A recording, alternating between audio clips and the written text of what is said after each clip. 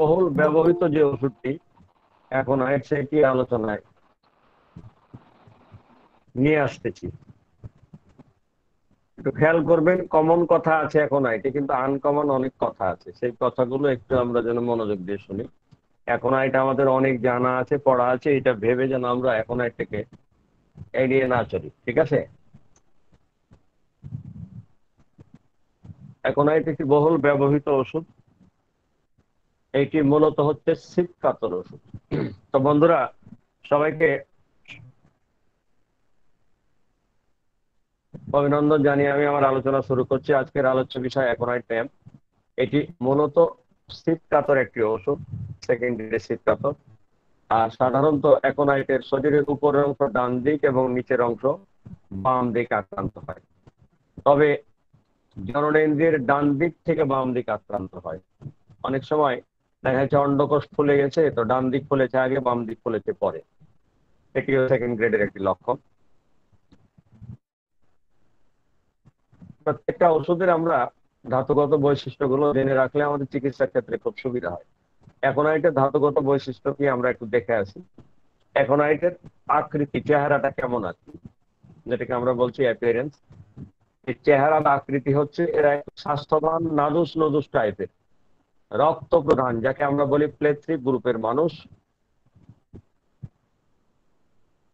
গোলাপি রঙের শিশু, মানে বেশ টকটকে চেহারা। একজন মনীষী বলছেন গোলাপি রঙের শিশুদের এটি ওষুধ। এর অধিকাংশ মানুষ সাধারণত যুবক যুবতী হয়, কারণ রক্ত প্রধান তার বুড়া মানুষ হওয়ার কথা নয়। যুবক যুবতীরাই বেশি রক্ত প্রধান থাকে, যে কারণে যুবক যুবতীরা এর রোগী বেশি হয়। এরা একটু হাসি খুশি, তবে খিটখিটে মেজাজ, স্নায়বিক, রক্ত প্রধান, শক্তিশালী, সুঠাম দেহের অধিকারী।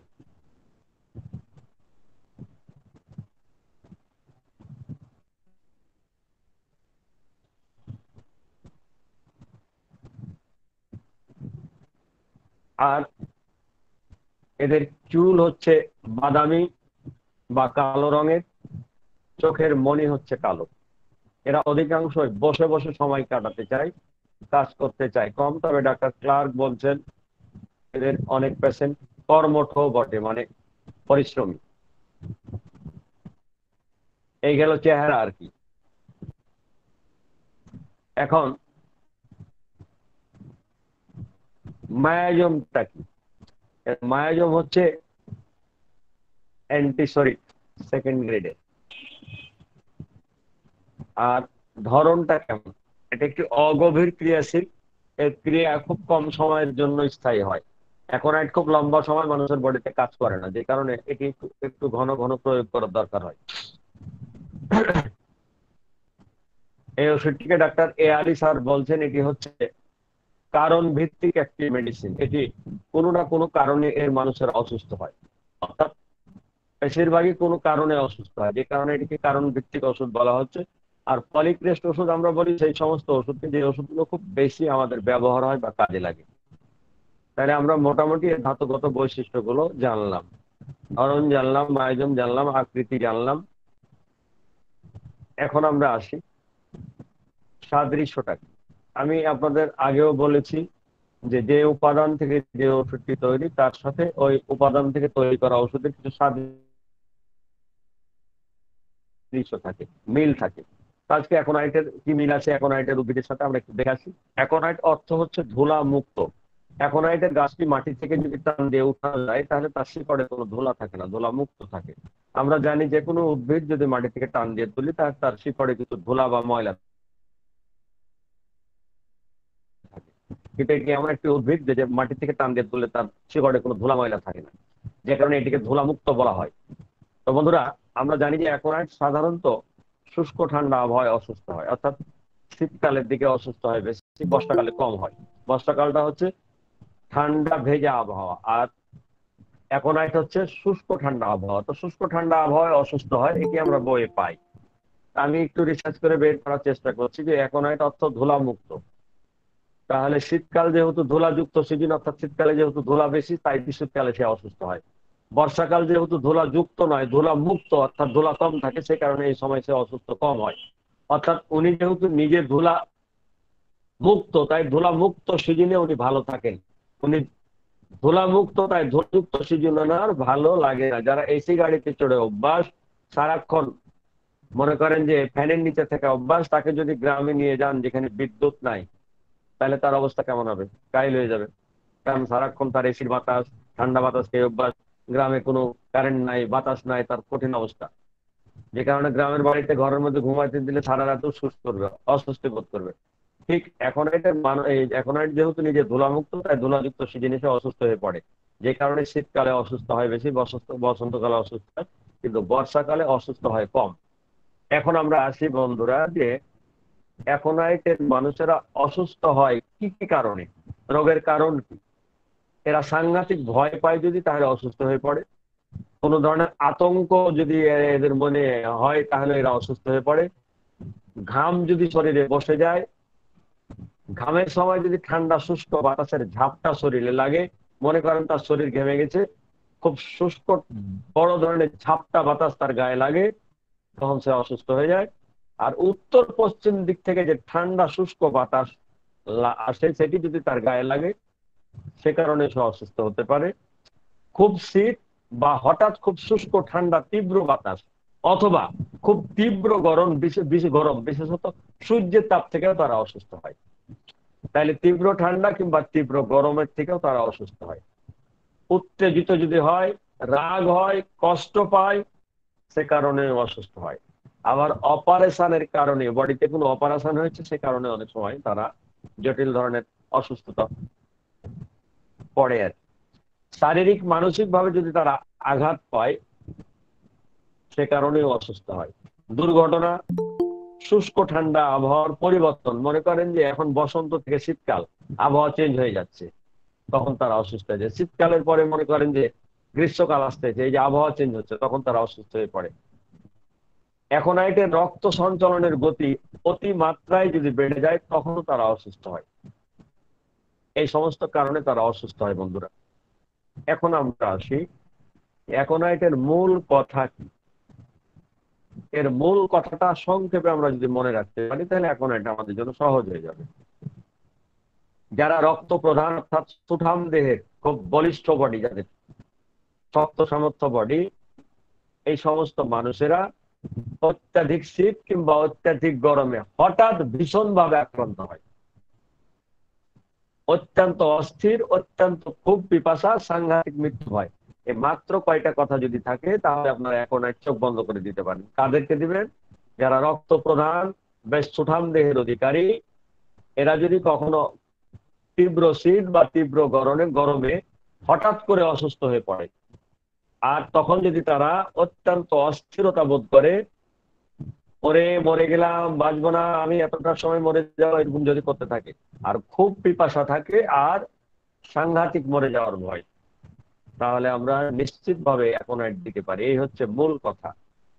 এখন আসি বন্ধুরা, আমি আমার মতো করে যে প্রত্যেকটা ওষুধে একটা শব্দ ব্যবহার করি, সেইটি দিয়েও আপনারা অ্যাকোনাইটকে সহজে চিনতে বা মনে রাখতে পারবেন। সেইটি কি, এটাকে আমি বলছি এর বিশেষত্ব বা বিশেষ কথা। একটা মাত্র শব্দ, সেটা হচ্ছে ভীষণ। এই ভীষণ শব্দটি, ভীষণ মানে আপনারা জানেন যে ভীষণ মানে সাংঘাতিক, মারাত্মক, আরো অনেক কিছু। তাই ভীষণ শব্দটি যদি মনে রাখতে পারেন, তাহলে এখন একটা আপনাদের জন্য সহজ হয়ে গেল। ভীষণ দিয়ে কি বোঝাতে চাইছি একটু দেখেন আপনারা। ভীষণ ও হঠাৎ অসুস্থ, এবং ভীষণ হতাশা, ভীষণ টেনশন, ভীষণ ভয়, ভীষণ মৃত্যু ভয়, ভীষণ টেনশন, ভীষণ অস্থিরতা, ভীষণ উদ্বেগ, ভীষণ ব্যাকুলতা, ভীষণ অস্থিরতা, ভীষণ মৃত্যু ভয় যদি কারোর মধ্যে থাকে, সে অ্যাকোনাইট না হয়ে পারেই না। আবারও খেয়াল করেন, ভীষণ ও হঠাৎ অসুস্থ, ভীষণ হতাশা, ভীষণ টেনশন, ভীষণ ভয় কিংবা মৃত্যু ভয়, ভীষণ টেনশন, ভীষণ অস্থিরতা, ভীষণ উদ্বেগ, ভীষণ ব্যাকুল, ভীষণ অস্থিরতা, ভীষণ মৃত্যু ভয়, এই সমস্ত লক্ষণগুলো যদি থাকে, তাহলে যে কোনো মানুষ কোনো অসুখে পড়লে তাকে অ্যাকোনাইট আমরা দিতে পারি। অর্থাৎ তার সবকিছুতে ভীষণ, মৃত্যু ভয়ও ভীষণ, হতাশাও ভীষণ, টেনশনও ভীষণ, রোগের মানে তার রোগের যে আক্রমণ, সেটাও ভীষণ, তার মধ্যে যে অস্থিরতা সেটাও ভীষণ, তাহলে হচ্ছে অ্যাকোনাইট। আসি বন্ধুরা, ভীষণ উত্তেজনা প্রবণতা, চোখে মুখে ভীষণ ভয়ের ছাপ। মৃত্যু ভয় এত ভীষণ হয় যে রোগী বলে মৃত্যু আমার অতি নিকটে, এই আমি এতটা সময় মরে যাবো, আমার আর বেশি টাইম নাই। মানে সে একটা নির্দিষ্ট টাইম বলে দেয়, আমি এতটা সময় মরে যাব, 3টার সময়, 5টার সময়, দুপুরে, এরকম নির্দিষ্ট করে সে টাইম বলে। আর ভীষণ অন্তর জ্বালা, ভিতরটা মনে হচ্ছে জ্বলে পড়ে যাচ্ছে, এই জন্য খালি পানি। ভীষণ পিপাসা যদি থাকে তাহলে আপনারা নিশ্চিত ভাবে অ্যাকোনাইট প্রয়োগ করতে পারেন। চোখে মুখে ভীষণ, মানে এটা ভীতিকর ছাপ, মানুষের চোখ মুখ দেখলে বোঝা যায় যে তার চোখে মুখে আনন্দ নাকি ভয়, টেনশন নাকি অন্য কিছু, মন মরা, চেহারায় বলে দেয়। তো ঠিক এখন এটা রোগীটির মুখ ছবি যখন মুখমণ্ডলটা দেখবেন, তখন বুঝবেন যে তার চোখে মুখে একটা ভীষণ আতঙ্ক। এই আতঙ্কের ছাপটা তার চোখে মুখে একজন বিজ্ঞানী বলছেন। এটি দেখেও কিন্তু অ্যাকোনাইট চেনা যায়। আসি বন্ধুরা, অ্যাকোনাইটের মানসিক লক্ষণ কি? প্রত্যেকটা ওষুধের মানসিক লক্ষণের গুরুত্ব অপরিসীম। আজকে আমরা অ্যাকোনাইটের মানসিক লক্ষণ দেখি। এরা যথেষ্ট বুদ্ধিমান হয়, ব্যস্ত বাগিশ হয়। বন্ধুরা, আপনারা একটা জিনিস খেয়াল করবেন যে আমরা অনেক সময় বুদ্ধিমান মানুষকে চালাক বলি। বুদ্ধিমান মানুষকে চালাক বলাটা কিন্তু এক ধরনের অন্যায় বা অপরাধ। কেন জানেন? আমরা অনেক শিক্ষিত মানুষ বুদ্ধিমান আর চালাকের মধ্যে তফাৎ জানি না। আমরা মনে করি যিনি বুদ্ধিমান তিনি চালাক। না, যিনি বুদ্ধি রাখেন এবং মানুষকে ঠগান তিনি হচ্ছেন চালাক। যিনি বুদ্ধি রাখেন কিন্তু মানুষকে ঠকান না, প্রতারণা করেন না, তিনি হচ্ছেন বুদ্ধিমান। তাহলে যিনি বুদ্ধি রাখেন এবং ঠগান তিনি হচ্ছেন চালাক, নট বুদ্ধিমান। যিনি বুদ্ধি রাখেন কিন্তু মানুষকে ঠকান না, প্রতারণা করেন না, তিনি বুদ্ধিমান। অর্থাৎ বুদ্ধিওয়ালারা ভালো মানুষ, তবে বুদ্ধিমান। বুদ্ধিওয়ালারা প্রতারক, তবে তারা চালাক, বুদ্ধিমান নয়। তাহলে চালাক আর বুদ্ধিমানের মধ্যে তফাৎটা আমাদের জানা দরকার। আমরা অনেকেই সচেতন মানুষ কিন্তু জানি না। আসি বন্ধুরা, এখন আর বুদ্ধিমান বলছেন একজন পণ্ডিত, আমি জানি না তার নিচের দিকে গেলে পাওয়া যাবে তারা মানুষকে ঠগায় কিনা। আসি দেখি নিচের দিকে যায়। বন্ধুরা, নিচের দিকে যাওয়ার একটা গল্প আমার মনে পড়ে গেল। ক্লাসে একজন ছাত্র ছিল, পড়া পারে না। তো একদিন স্কুল ভিজিটে আসবে একজন স্কুল পরিদর্শক। তো একদিন হেডমাস্টার সব ছেলে মেয়েকে বলেছে তোরা ভালো ভালো পোশাক পরে আসবি, যথাসময়ে স্কুলে চলে আসবি। কিন্তু ওই যে ছাত্র যিনি পড়া পারে না, ওকে বলে দিয়েছে তুই কালকে স্কুলে আসবি না। কারণ ও তো পড়া পারে না, ওকে যদি প্রশ্ন ধরে বসে তাহলে পড়া না পারলে স্কুলের মানিজ্য যাবে, জন্য ওরা মানা করেছে। তো মানা করেছে দেখে ওর কৌতূহল বেড়ে গেছে, আমাকে মানা করে সবাই আসতে বলে। ঠিক আছে, ও করেছে কি, সবার আগে স্কুলে এসেছে। এসে ঘরের পিছন দরজার জানালা একটা শিক ভাঙা ছিল, 2টা শিক, ওই শিকের ওখানটা ভাঙা। মানে আগের যুগের স্কুলের অনেক সময় তো দরজা, শিক, জানালা এগুলো ভাঙা চূড়া থাকতো। এখনকার মতন তো হাই রাইজ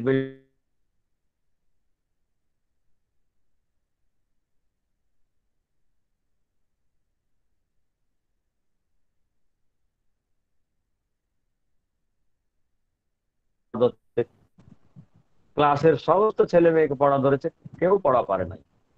যখন সবারই পড়া না পারা হয়ে গেছে শেষ, তখন কর্মকর্তা বলছে স্কুলে কি পড়ালেখা করান, একজন ছাত্র পড়া পারলো না। তখন ওই ছাত্র আস্তে করে, মানে ব্রেঞ্চের নিচে মাথা ঢুকে লুকিয়ে বসেছিল, তো আস্তে করে মাথা বের করে দাঁড়িয়ে গেছে, বলছে স্যার আমি পারবো স্যার, প্রশ্নটার উত্তর। এখন হেডমাস্টার তো তাকে দেখার পরে তার চোখ ছানা বড়া, যে বেয়াদবকে আমি মানা করেছি স্কুল আসতে, কোনখান দিয়ে এলো, কখন এলো, ও ঢুকলোই বা কোনখান দিয়ে। হ্যাঁ, হেডমাস্টার খালি ওই কর্মকর্তার পিছনে দাঁড়িয়ে তার হাত দিয়ে ইশারা করে, চুক্তি বিদায় তুই বস, আমার এতগুলো ভালো ছাত্র কেউ পারেনি, তুই আবার কি পারবি, আর পারবো বলে তো আমার মানিক ইশারা করছে। তো কর্মকর্তা বলছে তুমি পারবা, কয় পারবো, তো বলো, তা এখন বলে না, ও হেডমাস্টারের দিকে তাকায়। হেডমাস্টার খালি পিছন থেকে হাত দিয়ে ইশারা করে, বলিস না মানে ইজ্জত দেবে কি থেকে কি কয়। তা এখন কি পারবা না, কয় পারবো, তো বলছো না কেন। তো হঠাৎ করে ওই কর্মকর্তার চোখ পড়েছে, হেডমাস্টার তার হাত দিয়ে ইশারা করছে। তো বলছে আপনি ওনাকে ওকে মানা করছেন কেন, ও তো বলছে পারবে। এই বাবু তুমি বলো। যে বলেছে বলো, ব্যাস শুরু করেছে। প্রশ্নটা ছিল একই জিনিস, স্থান ভেদে তার নাম আলাদা আলাদা হবে, অনেক রকম হতে পারে। এখন ওই ছাত্র বলছে পারবো, তো বলছে পড়ো। বলছে স্যার এইখানে যদি থাকে তবে চুল, মাথায় যদি থাকে তবে চুল, যদি স্যার চোখের ওপর থাকে তবে ভুরু, যদি স্যার উপরের ঠোঁটে থাকে তবে গোপ, যদি এখানে থাকে তবে দাড়ি, যদি বগলের নিচে থাকে তবে বগলি। হেডমাস্টার কয় হারামজাদা তুই আর নিচে নামিস না। এখন ছাত্র বলছে স্যার আমি মাটি পর্যন্ত ঠেকবো, আমার স্কুল আসতে মানা করেছেন কেন? ঘটনা হলো যে ওই নিচে নামলে বোঝা যায় শেষ পর্যন্ত কি হয়। আসি বন্ধুরা, আমরা আবারও পড়ায় ফিরে আসি। যে এরা বুদ্ধিমান, ব্যস্তবাগী, খুব তাড়াহুড়া করে, অস্থিরতা এদের মধ্যে খুব বেশি, উৎকণ্ঠা এবং ছটপটানি, ব্যাকুলতা, রাগ অত্যন্ত বেশি। শরীর স্পর্শ করতে দেয় না, এরা খুব দ্রুত কথা বলে, মানে অসুস্থ অবস্থায় এরা কাউকে শরীর স্পর্শ করতে দিতে চায় না, বিরক্ত বোধ করে, দ্রুত কথা বলে, তুচ্ছ বিষয়ে খুব বিরক্ত বোধ করে। যতক্ষণ অসুস্থ থাকে ততক্ষণ মনে কোনো সুখ থাকে না, কারণ সর্বদাই তার মধ্যে মারাত্মক ভয় কাজ করে। সে মনে মনে ভাবে এই বুঝে আমি আর বাঁচবো না, আমি মরে গেছি, আর রক্ষা হবে না। হতাশ হয়ে পড়ে, ভাবে চিকিৎসা করে লাভ কি, সব কথাও কাজের মধ্যে তার ভয় এবং অস্থিরতা আর ব্যাকুলতা, যা বলে তার মধ্যে খালি অস্থিরতা, ব্যাকুলতা, ভয়। কিছুতেই শরীর স্পর্শ সে সহ্য করতে পারে না, স্থির হয়ে দাঁড়িয়ে বা বসে থাকতে পারে না, বারবার এই স্থান পরিবর্তন করে, নড়াচড়া করতে থাকে, মানে অস্থিরতার কারণে তার স্থির থাকতে পারে না। ক্রমাগত সে চিন্তায় অস্থির হয়ে যায়, দয়াময়হীন, হিংস্র টাইপের। রক্ত সঞ্চালনের গতি হঠাৎ অতিমাত্রায় বাড়ার কারণে হৃৎপিণ্ডের ক্রিয়া অস্বাভাবিকভাবে দ্রুত হয়ে পড়ে, যার কারণে তার টেনশন বেড়ে যায়, অস্থিরতা বেড়ে যায়, মৃত্যু ভয় বেশি কাজ করে। বন্ধুরা, এখন আইটের মানুষদের মৃত্যু ভয় আমরা সব সময় পড়ি, কিন্তু মৃত্যু ভয় কেন ম্যাক্সিমাম বইতে নাই? মৃত্যু ভয়টা এই কারণে যে তার রক্তের যে সঞ্চালন সেটার গতি এত বেড়ে যায় যে তার হৃৎপিণ্ড যে স্বাভাবিক ক্রিয়া করতো তার চেয়ে অনেক বেশি দ্রুত হয়ে যায়। মানুষের হার্ট যখন, আপনি সহজ করে পরীক্ষা করেন, একটু বেশিক্ষণ দৌড়ান বা জোরে দৌড়ান, দেখেন আপনার হৃৎপিণ্ডের ক্রিয়া কিরকম বেড়ে যায়, মনে হয় আপনি হাঁসফাঁস শিখছেন বা হাঁসফাঁস করবেন। তো ঠিক এরকম এই রক্ত সঞ্চালনের ক্রিয়াটা বেড়ে যাওয়ার কারণে তার হৃৎপিণ্ড অস্বাভাবিকভাবে দ্রুত গতি সম্পন্ন হয়ে যায়, যে কারণে তার মধ্যে মৃত্যু ভয় কাজ করে। মৃত্যু ভয়ের কারণ হচ্ছে কি? উৎকণ্ঠা কাজ করে, মৃত্যু ভয় কাজ করে, তার মধ্যে একটা বদ্ধমূল ধারণা থাকে যে নির্দিষ্ট সময় আমি মারা যাবোই, আমি আর বাঁচবই না, সবকিছুতে তার ভয় ভয় ভাব, যে কারণে সে ওই সময়টা চায়। অ্যাকোনাইটের ভয় আর্সেনিকের চেয়েও বেশি, এই কথাটা বলছেন ডাক্তার নেস। আর্সেনিকের চেয়েও অ্যাকোনাইটের ভয় আরো অনেক বেশি, ডাক্তার নেস। অ্যাকোনাইটের রুগীরা বলতে থাকে আমি আর বাঁচবো না, আমি অমুক সময় মরে যাব, চিকিৎসা করে লাভ নয়, আত্মীয় স্বজনকে ডেকে ক্ষমায় শেষ বিদায় চাই। এটি বলছেন ডাক্তার মার্গারেট টাইলার। আমার মেয়েকে ডেকে পাঠালে শ্বশুর বাড়ি থেকে, ছেলেটাকে খবর দে তাড়াতাড়ি ঢাকা থেকে চলে আসতে বল, আমি মরে যাব, আমার মুখ খান দেখতে দে তাড়াতাড়ি। ওরে আমি নাই রে, পানি দে রে, আমার ভিতর জ্বলে গেল রে, তাড়াতাড়ি কর, তাড়াতাড়ি আমার চাচাকে খবর দে, আমি মাপ সাপ নিবো, জীবনে মেলা ভুল করছি, অন্যায় করছি, এই বুবু তুমি আমার একটু মাফ করে দাও, আমি মেলা অন্যায় করেছি। মানে তার মধ্যে মৃত্যু ভয়টা এত প্রকট, এর কাছে মাপ চাই, ওরে ডাকতে, ওরে ডাক, ওরে দেখবো, ওরে শেষ দেখা দেখবো, আমার মেয়েটাকে শ্বশুর বাড়ি থেকে তাড়াতাড়ি আন, আমার ভিতর জ্বলে গেল, তাড়াতাড়ি পানি দে। মানে তার মধ্যে ভীষণ অস্থিরতা, মানে যে কেউ দিলে মনে করবে যে সত্যি সত্যি মরে যাবে। ওর আত্মীয় স্বজন কান্নাকাটি শুরু করে দেয়, হাই হুতাশ শুরু করে দেয়, মানে ও এমন ভাবে বলে, টাইম ফিক্স করে টাইম বলে, আমি 3টায় মরে যাবো, 4টায় মরে যাবো, রাত 8টায় মরে যাবো, সকালে যেতে মরে যাবো, যে কারণে তার আত্মীয় স্বজন ভয় পেয়ে যায়, কান্নাকাটি শুরু করে দেয়। তো বন্ধুরা, ভয় থেকে অসুস্থতা, এটা হাইসেম আসা আছে। আবার অ্যাকোনাইট, ওপিয়াম, ইগনেসিয়া, ভিরেট্টাম সেখানেও পাবেন। নতুন ভয়ে অ্যাকোনাইট, কিন্তু পুরাতন ভয়ে ওপিয়াম। এটি বলছেন আমাদের দেশের একজন প্রখ্যাত হোমিওপ্যাথ, যিনি 120 বছর আগে ইংল্যান্ডে লেখাপড়া করতে গেছিলেন হোমিওপ্যাথির উপরে, যিনি ডাক্তার স্যার জন ওয়ারের ছাত্র ছিলেন সরাসরি। গান বাজনায় এরা একটু বিরক্ত বোধ করে, তাহলে যদি ভয় পেয়ে অসুস্থ হয় তাহলে নতুন অবস্থায় অ্যাকোনাইট, কিন্তু ভয় পেয়ে অসুস্থ হয়েছে অনেকদিন হয়ে গেছে, মানে রোগটা পুরাতন হয়ে গেছে, সেই ক্ষেত্রে ওপিয়াম। এখন আসি বন্ধুরা,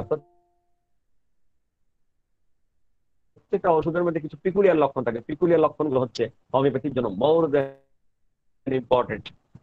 আসি বন্ধুরা, পিকুলিয়ার লক্ষণ কি? মনে হয় রোগীর কাছে যে আমার শ্বাস বন্ধ হয়ে যাবে, এরকম একটা ভীষণ ভয়, কল্পনা করে যে তার সব চিন্তা পাকস্থলী থেকে আসছে। খেয়াল করেন, খামাখাই তার মনে হচ্ছে আমার শ্বাসরোধ হয়ে যাচ্ছে, এরকম একটা ভীষণ ভয়, কিন্তু শ্বাসরোধ হচ্ছে না। পিকুলিয়ার একটা লক্ষণ। আর কল্পনা করে যে না, আমার চিন্তা ভাবনা, মানুষের মনে করে আমার চিন্তা ভাবনা তো ব্রেন থেকে আসে, কিন্তু এখন একটা রোগীরা মনে করে আমার চিন্তা ভাবনা পাকস্থলী থেকে আসছে। এটি একটি অদ্ভুত লক্ষণ। এটি বলছে ডাক্তার ক্লার্ক। আর ডাক্তার দুবের মতে কিছু পিকুলিয়ার লক্ষণ আছে, সেগুলো হচ্ছে চোখে মুখে একটি ভীষণ ভয়ের ছাপ, যে কোনো তরুণ রোগে মৃত্যু হয়, যে কোনো তরুণ রোগে মৃত্যু হয়। সবচেয়ে কুলের লক্ষণ হলো নির্দিষ্ট করে সে সময় বলে দেয় যে আমি এতটা সময় মরবো, আমি 2টা বাজলে মরেই যাবো, আমি বাঁচবই না, আমি বেলা 9টায় মরবই, তোরা আমার আত্মীয় স্বজনকে খবর দে। মানে এই যে ফিক্সড করে টাইম বলে, এটি বলছে সবচেয়ে পিকুলিয়ার লক্ষণ এখন আইটের, একবারে মরবে এই কথা তো বলছে, টাইমটাও বলে দিতেছে। আর টাইম বলে দেওয়ার কারণে আত্মীয় স্বজন ভয় পেয়ে যায়। অন্ধকারের ভয়, বিছানের ভয়, ভূতের ভয়, বাড়ির বাইরে যেতে ভয়। এবং এক ধরনের মানুষ আছে যারা খুব ভয় পায়, তারা কারা? আমাদের নারী সমাজ যারা গর্ভবতী হয়, গর্ভ অবস্থায় এদের মধ্যে মৃত্যু ভয়টা মারাত্মক কাজ করে, মনে করে আমি ডেলিভারির সময় আর বাঁচবো না, মরে যাবো। অনেক মানুষের ভিড়ে যেতে ভয় পায়, জনসমাবেশ যেখানে অনেক মানুষের জনসমাগম হয়, মিছিল মিটিং, সেখানে যেতে ভয় পায়। এটি এখন আর্জেন্টাইটিকাম জেলসিমিয়াম 3টা ওষুধের মধ্যে আপনারা পাবেন। আবার উত্তেজনাকর জায়গায়, যেখানে খুব উত্তেজনাকর ঘটনা ঘটছে, মানে ধরেন গন্ডগোল, মারামারি, হুড়োহুড়ি, সেখানে যেতে ভয় পায়। ব্রিজ বা রাস্তা পার হতে এরা ভীষণ ভয় পায়। যেখানে অনেক মানুষ বা গাড়ি থাকে সেখানে রাস্তা পার হতে ভয় পায়, এটি ডাক্তার এলেন স্যার বলছেন।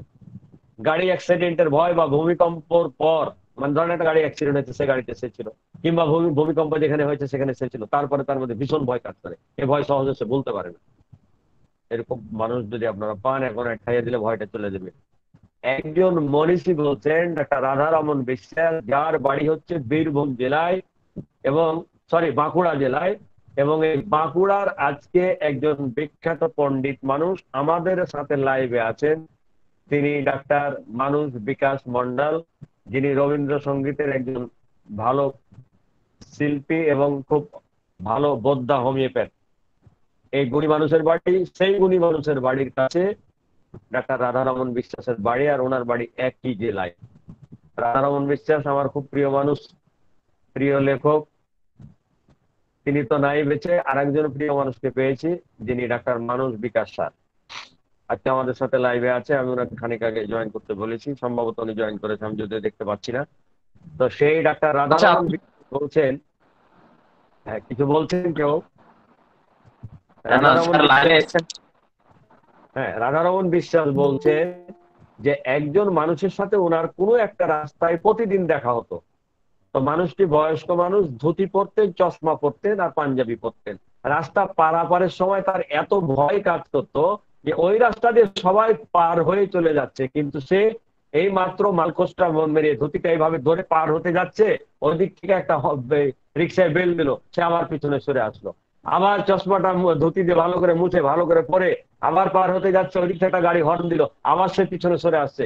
মানে সে ভয়ে পার হতে পারছে না, অথচ তার সামনে অনেকে পার হয়ে যাচ্ছে। এভাবে বারবার যাচ্ছে আর আসছে, যাচ্ছে আর আসছে, এ করতে করতে সে ঘেমে যেত, কিন্তু পার হতে পারতো না ভয়ে। রাধারমন বিশ্বাস বলছে সেই মানুষটিই ছিল অ্যাকোনাইটের মানুষ, যিনি ভয়তে রাস্তা পার হতে পারছেন না। উনি এমন ভাবে ছবিটা এঁকেছেন তার বইতে, যেন আমি কোনো সিনেমা বা নাটকের চিত্র দেখছি, এমনটা আমার কাছে মনে হয়। এই লক্ষণটি আমি পড়েছি আজ থেকে প্রায় বোধহয় 32 বছর আগে, এখনো আমার চিত্রটা মনে আছে। মানে উনি লিখেছেন, কিন্তু আমার কাছে মনে হয়েছে উনি একটা সিনেমা তৈরি করে গেছেন, এমন ভাবে উনি এই মানে লেখাটাকে আর্ট করেছেন আর কি। আসি বন্ধুরা, ডাক্তার ভিতল কাজ বলছেন, যিনি এখন বর্তমানে আধুনিক বিশ্বের অন্যতম একজন পুরোধা বিষয়ে পণ্ডিত, যে অযৌক্তিক গভীর পুরাতন মানসিক ভয়ের ক্ষেত্রে প্রয়োগেও ভালো কাজ দেয়।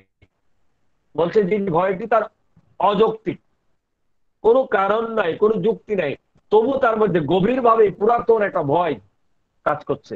এরকম কোনো ভয় যদি কোনো পেশেন্টের মধ্যে পান, তাহলে ডাক্তার ভিতল কাজ বলছে তাকে এখন দিলে সে সুস্থ হয়ে যাবে। হ্যাঁ, যে মানুষটি ওইরকম ভাবে রাস্তা পার হতে গিয়ে পার হতে পারে না, ভয়, রাস্তা পারাপারে যিনি ভীষণ ভয় পান, এরকম কোন পেশেন্ট যদি আপনারা কখনো পান, তাহলে এখন 10 পাওয়ারের 2টো ডোজ দিবেন, দেখবেন তার মধ্যে থেকে ভীতিটা কেটে গেছে। আসি বন্ধুরা, এরকম আরো অনেক ভয় কাটানোর ওষুধ আছে। যেমন গর্ভবতী মহিলারা অপারেশন থিয়েটারে, এখন তো সিজারের যুগ এসে গেছে। বন্ধুরা আপনাদের আর একটু পিছনে নিয়ে যায়, মানুষ গল্পটা ভালো বুঝবেন, ওনার আমলের ঘটনা।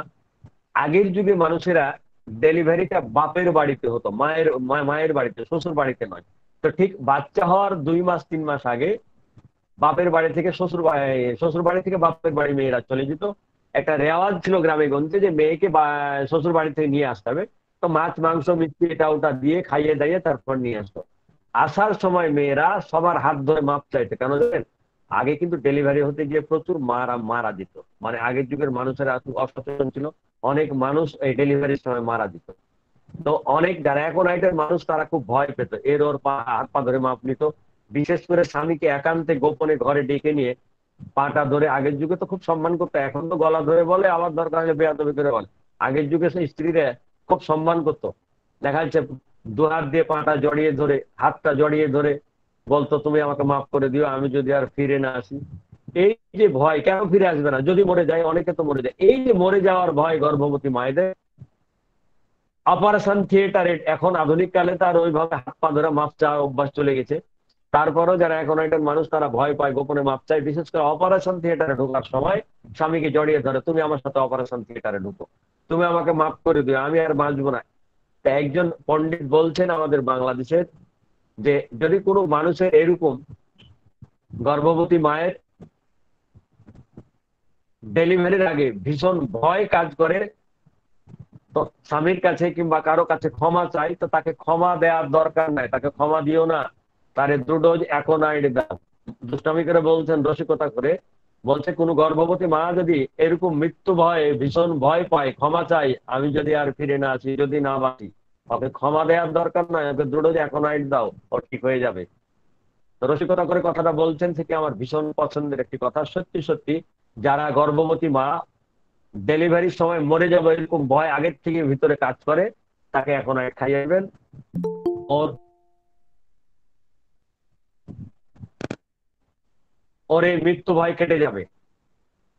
আসি বন্ধুরা, শুধুমাত্র উত্তেজনা প্রবণ ব্যক্তিরাই একনাইট, শান্ত প্রকৃতির কোনো মানুষ একনাইট নয়। কোনো কিছু সহজে নিতে পারে না, সবকিছুতে এরা উত্তেজিত হয়, কথাবার্তা কাজে কর্মে মারাত্মক তাড়াহুড়া করে।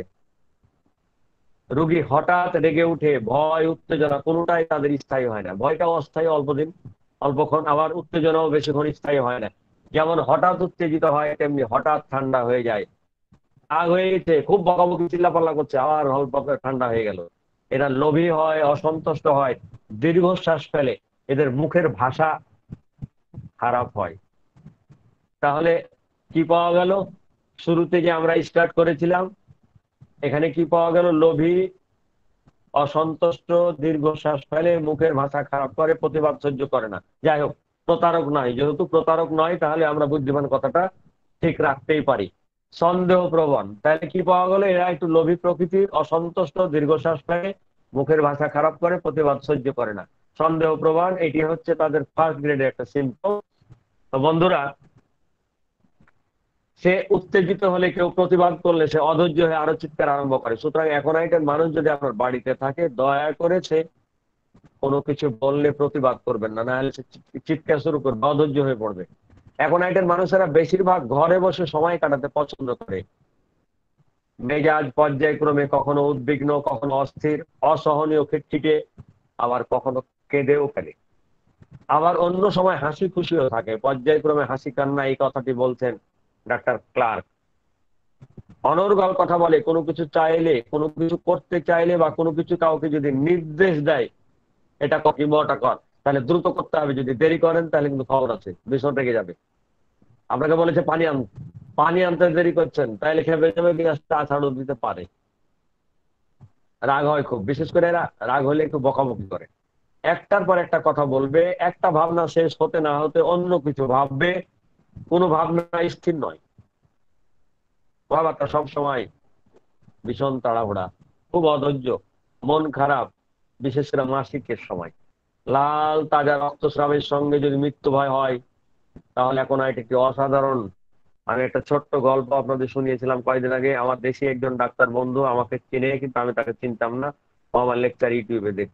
একদিন রাত্রিবেলায় ফোন করে বললো, ডাক্তার সাহেব, এই স্যার, আমার বাড়ির পাশের একটা মেয়ে 11 বছর বয়স, তার ভীষণ ব্লিডিং হয়, কোনোভাবেই আমাদের স্থানীয় ডাক্তার, তারপরে আমাদের স্থানীয় উপজেলা হাসপাতাল, এরপরে জেলা, তারপরে বিভাগীয় শহরে সবচেয়ে বড় মেডিকেল কলেজ হসপিটাল, রাষ্ট্রীয় মেডিকেল কলেজ, সেখানেও ভর্তি করে রেখে তার ব্লিডিং কোনোভাবে চেক করা যাচ্ছে না। আমরা প্রায় হতাশ। তো রোগীটা হচ্ছে তার বাড়ির পাশের পড়োশি আর কি। তা এতটুকু শোনার পর কেন জানি আমার একটা মনে পড়ে গেল। আমি বললাম যে ওর ব্লাডের রং কি? তো বলছে লাল টকটকে। আমি বললাম যে প্রচুর ব্লিডিং হয় টকটকে লাল, ও যখন ব্লিডিংটা বেশি হয় তখন কি ওর মধ্যে মরে যাওয়ার ভয় কাজ করে? ও কি বলে আমি বাঁচবো না, মরে যাবো? মেয়ের মা বলছে, ও তো এই কথাই বলে, আমি আর বাঁচবো না, আমাকে আর ডাক্তার দেখিয়ে লাভ নাই। তাহলে মৃত্যু ভয় কি ওর মধ্যে প্রচন্ড কাজ করে? কয় হ্যাঁ। তার দু একটা লক্ষণ নেওয়া গেল, যে পিপাসা, অস্থিরতা। তো দেখি যে অ্যাকোনাইট। আমি ওকে টেলিফোনে বললাম যে কেস টেকিং ছাড়াই তুমি, আমার একটা লক্ষণ জানা ছিল যে লাল তাজা টকটকে রক্তস্রাব যদি কারো হয় শরীরের কোনো দাঁড় দিয়ে, এটি দেখে যদি এই তাজা রক্ত বের হয় দেখে যদি রোগী মৃত্যু ভয়ে আতঙ্কিত হয়ে যায়, একটা লক্ষণকে ভিত্তি করে অ্যাকোনাইট দিলে কাজ করবে। তো সেটা আমার জানা ছিল। আমি দু একটা লক্ষণই অ্যাকোনাইট তাকে দিতে বললাম, মধ্যে 30 পাওয়া সম্ভবত। রুগী ভালো। ভালো তো ভালো, ডাক্তার সাহেব আমার ধনী মানুষ, তার খুব শখ হয়েছে আমার আম খাওয়াবে। আমার ঠিকানা চাই ঢাকার। আমি ঠিকানা কি হবে? কয় স্যার আম পাঠাবো। আমি না, লাগবে না। তো বলছে স্যার রুগীর নয়, আমার বাগানে। পরে মানা করার পর সে আমার গ্রামের বাড়ির ঠিকানা নিয়ে আম পৌঁছতে দেখেছে। আমি যখন আবারও বাড়ি গেছি, সে আবারও আম নিয়ে এসছে। সে মহা খুশি। এলাকার লোকজন তো মহা খুশি যে সে অনেক বড় ডাক্তার, এই রুগীটা ভালো করেছে। মানে সে ডাক্তার, আর রুগীর মা শুধু জানে যে চিকিৎসাটা কে করেছে। এলাকার লোক জানে যে সে ডাক্তার চিকিৎসা করেছে। ডাক্তারের তো এখন এলাকায় বেশ সুনাম। আর ডাক্তার সেই খুশিতে আমারে খাওয়াইয়েছে আম। তো যাই হোক, আসি আমরা বন্ধুরা। তাহলে বোঝা গেল যে অ্যাকোনাইট অসাধারণ একটি ওষুধ। যদি শরীরের কোনো অংশ দিয়ে, কোনো দাঁত দিয়ে, নাক দিয়ে, মুখ দিয়ে, প্রস্রাবের দাঁত দিয়ে, পায়খানার দাঁত দিয়ে লাল টকটকে রক্ত যায়, রক্ত দেখে যদি রোগী বলে ডাক্তার সাহেব আমি আর বাঁচানো, মরে যাবো, কেন? এই যে রক্ত গেছে, এত রক্ত গেলে মানুষ বাঁচে? মানে রক্ত যাওয়া দেখে যদি তার ভীষণ মৃত্যু ভয় কাজ করে, তাহলে অ্যাকোনাইট অসাধারণ ওষুধ। এখন আমরা আসি বন্ধুরা, অ্যাকোনাইটের মধ্যে কিছু ভয় আছে। ভয়গুলো কি আমরা দেখি। কিছু সুপার গ্রেডের, আমাদের রেপার্টরিতে এই রুব্রিককে গ্রেডিং করা হয়েছে, 4টা গ্রেড করা হয়েছে। তো কেন্টের বইতে, ডাক্তার কেন্টের বই 3টা গ্রেড করা আছে, 3rd grade, 2nd grade, 1st grade, আর সিনথেসিসে 4টা গ্রেড আছে, সুপার গ্রেড পর্যন্ত আছে।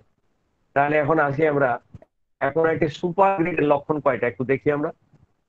সুপার গ্রেডের লক্ষণ কয়টা একটু দেখি। সুপার গ্রেডের লক্ষণ হচ্ছে, এদের মধ্যে যখন মৃত্যু ভয় কাজ করে তখন এরা বেশি কথা বলে। মানে বাঁচালো, তা আমি আর বাঁচবো না, মরে যাবো, ওরে আমার অমুককে ডাকলে, ধমুকরে এই করে, আমি শেষ হয়ে গেলাম রে, আমার পানি দে রে, আমার ভিতর জ্বলে গেল রে, আমার উঠে বাসারে, মানে এই যে অনবরত কথা বলতে থাকে বাঁচালের মতো। আর মৃত্যু ভয়টা, এই যদি মৃত্যু ভয়ের সাথে বাঁচালো তার, তাহলে এটি হচ্ছে সুপার গ্রেড অ্যাকোনাইটের লক্ষণ। এই একটা লক্ষণের উপর ভিত্তি করেও কিন্তু অ্যাকোনাইটকে আমরা ভাবতে পারি। আর জরায়ু বের হয়ে আসলে যদি কারো মৃত্যু ভয়, জরায়ুটা একটু বের হয়ে গেছে, ঝুলে গেছে, তখন সে মনে করে কাম শেষ, আমি আর বাঁচবো না। অর্থাৎ জরায়ু বের হয়ে আসা সহজ কারো মধ্যে মৃত্যু ভয় কাজ করে, এটিও সুপার গ্রেড। তাহলে দুটি আমরা সুপার গ্রেডের লক্ষণ পেলাম অ্যাকোনাইটের। এরপরে বন্ধুরা আসি, ফার্স্ট গ্রেডের লক্ষণ কি কি। গর্ভ অবস্থায় যদি কারো মধ্যে মরে যাওয়ার ভীষণ ভয় কাজ করে, এটি হচ্ছে first grade, doctor Kent sir বলছেন। আর রক্ত কাশির সাথে, যদি কাশির সাথে রক্ত ওঠে, তখনও যদি কারো এই কাশির সাথে রক্ত দেখে মনে করে আমি শেষ, বাঁচবো না, এটিও ফার্স্ট গ্রেড। আর সন্তান প্রসবের সময় মারা যাবে এমন ভয়ে যদি কেউ ভীষণ ভীত হয়ে পড়ে, এটি যদিও ভ্রান্ত ধারণা, সেটিও ফার্স্ট গ্রেড। আর সংকীর্ণ রাস্তা, মনে করেন দুই দিকে দুটা বিল্ডিং, চিপা রাস্তা, ওখান থেকে একবার মানে সরু রাস্তা, চিন্তা করে বিল্ডিং যদি আমার বুকের উপর ভেঙে পড়ে, যদি বিল্ডিং আমার চাপ দিয়ে ধরে, আমি তো শেষ। এই সংকীর্ণ রাস্তা দিয়ে চলতে ভীষণ মৃত্যু ভয়।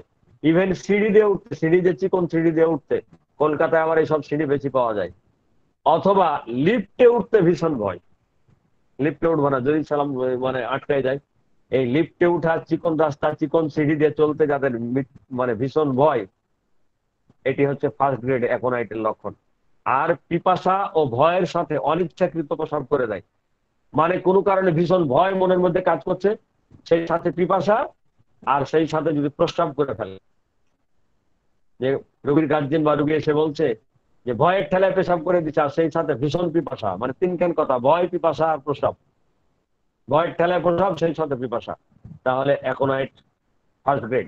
জ্বরের সময় যদি দেখেন রোগীর একটা গাল লাল হয়ে আছে আর একটা গাল ফ্যাকাশা হয়ে আছে ঠান্ডা, আবার খেয়াল করেন কোন জ্বরের রোগী আপনার কাছে এসছে, তো দেখছেন আপনি ভালো করে তাকিয়ে, একটা গাল লাল হাত দিয়ে দেখেন গরম, আর একটা গাল ফ্যাকাশে হাত দিয়ে দেখবেন ঠান্ডা। তাহলে যে গাল লাল সেটি গরম, যে গাল লাল সেটি যে গাল ঠান্ডা সেটা সরি ফ্যাকাশে সেটি ঠান্ডা। যদি এমনটা পান যে এই গালটা লাল এবং গরম, এই গালটি ফ্যাকাশে এবং ঠান্ডা, চোখ বন্ধ করে এখন সেটি একটি অসাধারণ লক্ষণ। এগুলো এবং দারুণ লক্ষণ। যে কোনো ধরনের ঠান্ডায় পাকস্থলীতে একটা প্রদাহ সৃষ্টি হয়, এটিও ফার্স্ট গ্রেডের লক্ষণ। এখন আসি বন্ধুরা, এগুলো হচ্ছে ফার্স্ট গ্রেডের একক লক্ষণ, মানে এই লক্ষণগুলো আর কোনো মেডিসিনের মধ্যে নাই, এটি ফার্স্ট গ্রেড এবং একক। ক্লিয়ার? এখন আসেন ফার্স্ট গ্রেডের কিন্তু একক নয়, এই লক্ষণগুলো অন্য মেডিসিনের মধ্যেও আছে, কিন্তু ফার্স্ট গ্রেড। সেটি কি? মারাত্মক মৃত্যু হয়, এটি ফার্স্ট গ্রেডের লক্ষণ কিন্তু একক নয়। এই লক্ষণ অ্যাকোনাইট ছাড়াও আর্সেনিক আছে, ক্যালকেরিয়া কার্ব আছে, জেলসিমিয়াম আছে, নাইট্রিক অ্যাসিড আছে, ফসফরাস আছে। ডাক্তার কেন্ট স্যার বলছেন মৃত্যুর ব্যাপারে ভবিষ্যৎবাণী করে ফার্স্ট গ্রেডের লক্ষণ, এটি অ্যাকোনাইট আর্জেনাইটিকামে আছে, ডাক্তার কেন্ট স্যারের বক্তব্য। এখন আসি বন্ধুরা, ভীষণ যন্ত্রণার কারণে অস্থিরতার সাথে বারবার স্থান পরিবর্তন করে, মানে ভীষণ যন্ত্রণা, তার যে কোনো রোগ যন্ত্রণা ভীষণ কষ্ট দিচ্ছে তাকে, মনে করেন মাথা ব্যথা কিংবা পেট ব্যথা কিংবা জ্বর, যাই হোক, তার রোগে ভীষণ যন্ত্রণা ভীষণ কষ্ট, সেই সাথে সে বারবার জায়গা বদল করছে, কারণ যন্ত্রণার কারণে সে অস্থির হয়ে গেছে, বারবার স্থান পরিবর্তন করছে। যদি এমন হয় তাহলে অ্যাকোনাইট আর্সেনিক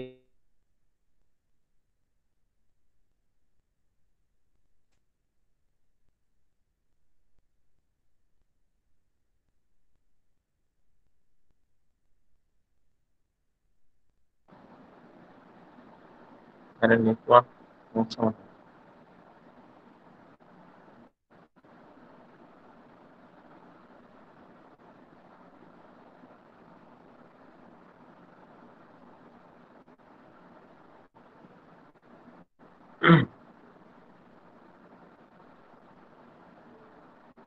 স্যারের কথা কেউ শুনতে পাচ্ছেন আপনারা?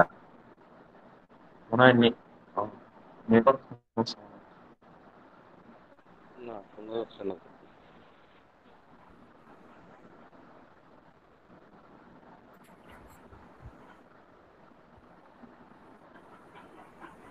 কথা আসছে না, কথা আসছে না কেন? হ্যালো, স্যারের কথা শোনা যাচ্ছে না। স্যারের নেটওয়ার্ক সমস্যা হচ্ছে। স্যার কি বুঝতে পারতেছি না, বন্ধ ধরেছি। বুঝতে পারছি না তো। আবার ক্লিক করেন, স্যারকে আবার ক্লিক করেন। ইব্রাহিম ভাই, স্যার আপনার বুঝতে পারছি না, নেটওয়ার্ক সমস্যা করছে স্যার। হ্যাঁ স্যারকে ক্লিক করেন আবার।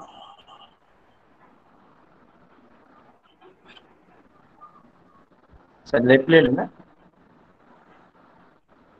স্যার বের হয়ে গেছেন। ও, আবার জয়েন হবে। জয়েন্ট দেন, হ্যাঁ জয়েন্ট দেন আবার, স্যারের এখানে সমস্যা হয়ে গেছে। হ্যাঁ, এই টাইমে নেটওয়ার্ক সমস্যা হচ্ছে, কালকে এই টাইমে হয়েছিল না? মেন কথাই গেছে তো, এই জন্য ভালো একটা জায়গায় গেছে। হ্যাঁ হ্যাঁ, আবার আবার জয়েন্ট করেন স্যারকে। জয়েন করেছে।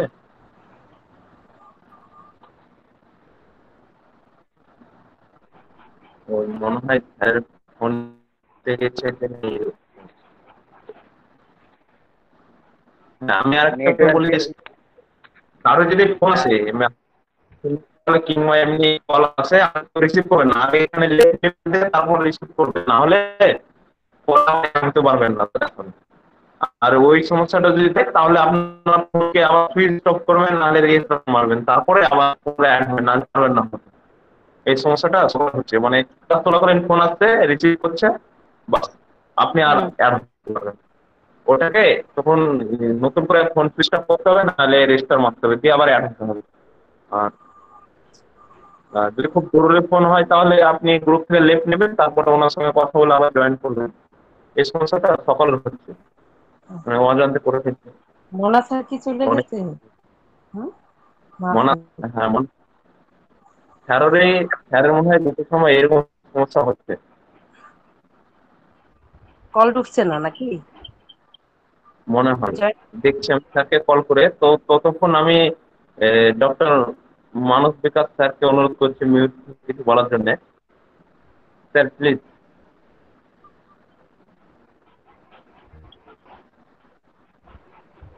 স্যারও তো মনে হচ্ছে চেষ্টায় আছে। আবার আপনি একটু আমি দেখে নেবেন। মানস বিকাশকে বলছি স্যার প্লিজ মিউট খুলে কিছু বলার জন্য অনুরোধ করছি sir. Manas Bikash sir please.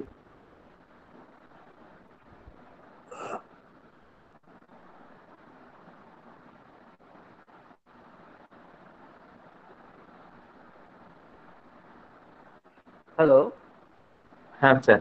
Hello, শোনা যাচ্ছে? জি হ্যাঁ স্যার। শোনা যাচ্ছে স্যার। হ্যালো, হ্যাঁ শুনতে পাচ্ছি স্যার। হ্যাঁ, স্যারের কি হলো? স্যার তো আশরাফুল স্যারের মনে হয় আশরাফুল স্যারের কি হলো হঠাৎ? হ্যালো। নেটওয়ার্ক প্রবলেম হয়ে গেছে? হ্যাঁ মনে হয় স্যারের নেটওয়ার্ক সমস্যা হচ্ছে। আমি স্যারকে ফোন করছি, স্যার যত সম্ভব স্যারের ফোনে কল ঢুকেছিল এবং স্যার রিসিভ করেছিলেন, এই কারণে এরকম হচ্ছে। তো দেখি স্যারকে আচ্ছা ফোন আচ্ছা। করে একবার। আচ্ছা আপনি স্যার ততক্ষণ আপনি একটু আলোচনা করলে ভালো হয় স্যার। এই মুহূর্তে আমার কাছে তো কিছু মানে নেই, তবুও বলছি, কিছু কিছু বলি। স্যার অ্যাকোনাইট হ্যাঁ সম্পর্কে যা বললেন, অ্যাকোনাইট সম্পর্কে সব থেকে যেটা বড় ব্যাপার আমার মনে হয়, স্যার স্যার স্যার তো আসছিল। স্যার সবকিছুই বলেছেন।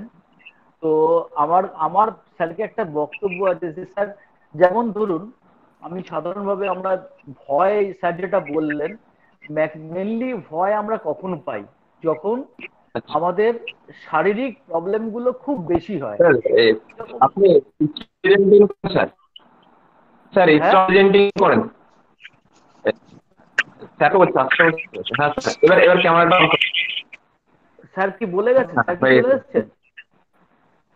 স্যার হ্যাঁ কি স্যার চলে এসছেন? চলে এসেছে। ওকে ওকে হ্যাঁ ওকে, স্যার, থ্যাংক হ্যাঁ ইউ স্যার থ্যাংক ইউ। চলে এসেছে। আচ্ছা আচ্ছা।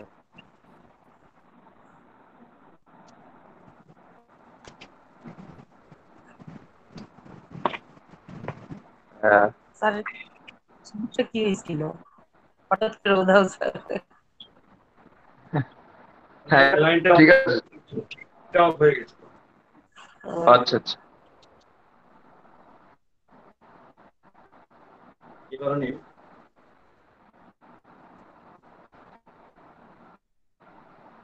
আচ্ছা, অন্য অন্য দিনের মতো আজকে আমরা একটু নামের অ্যাব্রিভিয়েশনটা করে নিই। অ্যাকোনাইটের নামের অ্যাব্রিভিয়েশনটা একটু করে নিই তরুণ বন্ধুদের জন্য, ওরা এটা খুব পছন্দ করে। অ্যাকোনাইটের প্রথম অক্ষর হচ্ছে এ, অ্যাংজাইটি, উদ্বেগ। পরের অক্ষরটি হচ্ছে C, complaints from cold dry weather, ঠান্ডা শুষ্ক আবহাওয়ায় অসুস্থ। পরের অক্ষরটি হচ্ছে ও, অফেন্ডেড ইজিলি, সহজে রাগ হয়। পরের অক্ষরটি N, narrow place of fear, সংকীর্ণ জায়গায় এদের ভীতিভাব হয়। পরের অক্ষর আই, ইম্প্যাটেন্স, অধৈর্য। পরের অক্ষরটি ফার্স্ট ক্রেভিং, খুব পিপাসা। পরের অক্ষরটি হচ্ছে ই, এক্সট্রিমলি এক্সাইটমেন্ট, অত্যন্ত উত্তেজনা। এই হচ্ছে অ্যাকোনাইটের নামের অ্যাব্রিভিয়েশন। আমরা যাই আবার ফিরে। লাইনটা হঠাৎ করে চলে গেছিল, এই জন্য আমি দুঃখিত। স্যারের কথাটা আস্তে আস্তে আসছে। হ্যাঁ, অ্যাকোনাইটের রোগীরা কেমন হয় সেটি আমি খানিক আগে বলেছি, যে স্বাস্থ্যবান সুস্থ মানুষ হঠাৎ যদি অতিরিক্ত শীতে বা অতিরিক্ত গরমে বা অতিরিক্ত ভয় পেয়ে হঠাৎ দ্রুত কোনো মানসিক কিংবা শারীরিক রোগে আক্রান্ত হয়, সেই সাথে খুব শারীরিক মানসিক অস্থিরতা থাকে এবং মানসিক উদ্বেগ ও মনে ভয় থাকে, তবে এখন নিশ্চিত করে আমরা বলতে পারি।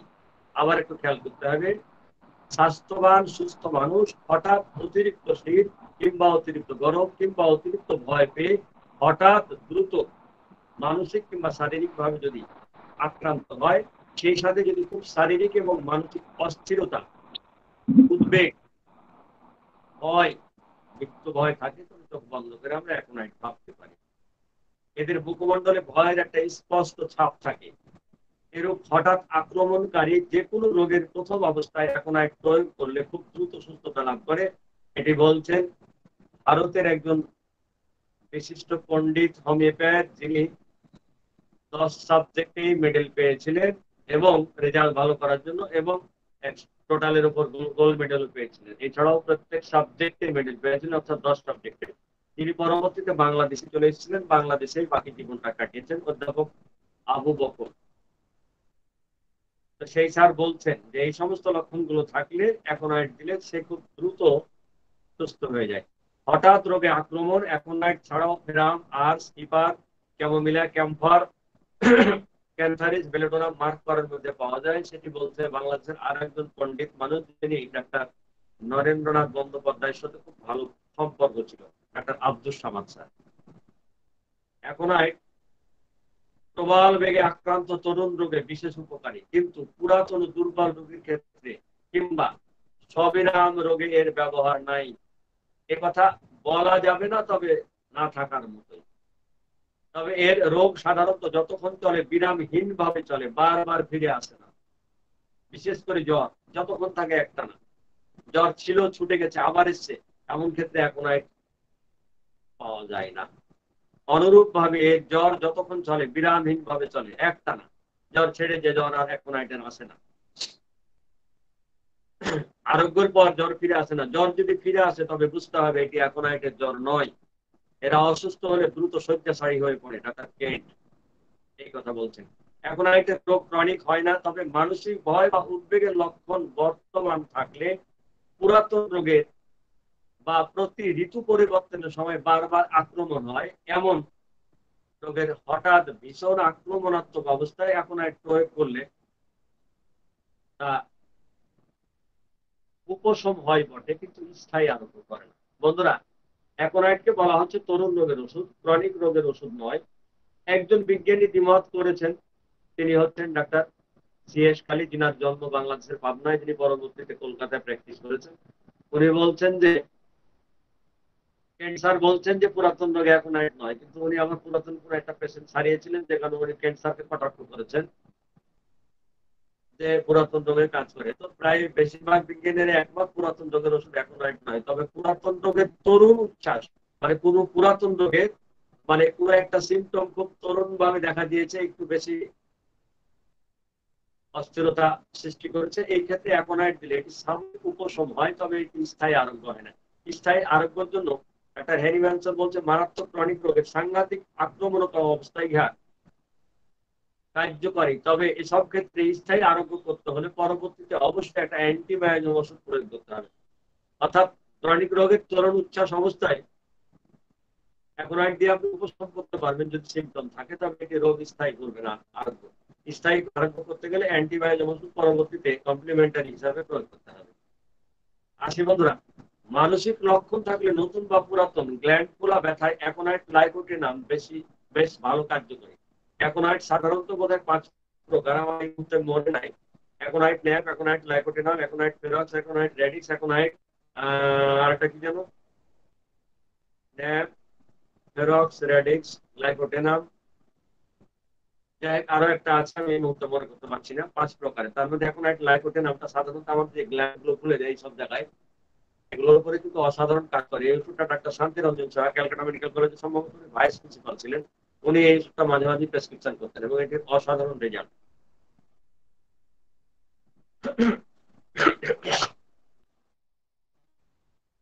ও আর একটা অ্যাকোনাইট হলো অ্যাকোনাইট ক্যামেরাম, বলে অ্যাকোনাইট ক্যামেরা।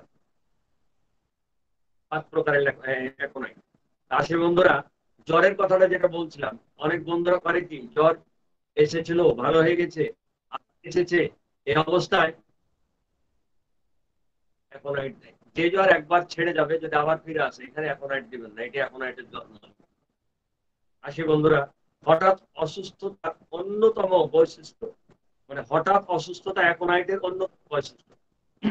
কাল বৈশাখী ঝড়ের মতো হঠাৎ এসে অল্প সময়ের মধ্যে একটা আতঙ্ক সৃষ্টি করে তছনছ করে দেয়। ডাক্তার বলছে, মনে করেন যে আপনি সুস্থ, মানে সুস্থ স্বাভাবিক আবহাওয়ার মধ্যে বসে আছেন, হঠাৎ করে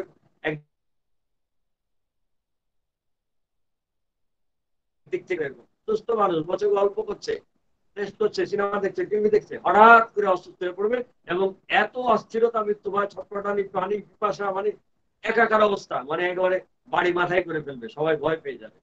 ঠিক কালবৈশাখী ঝড়ের মতো হঠাৎ মানে আতঙ্কিত অবস্থা সৃষ্টি করা অসুখ।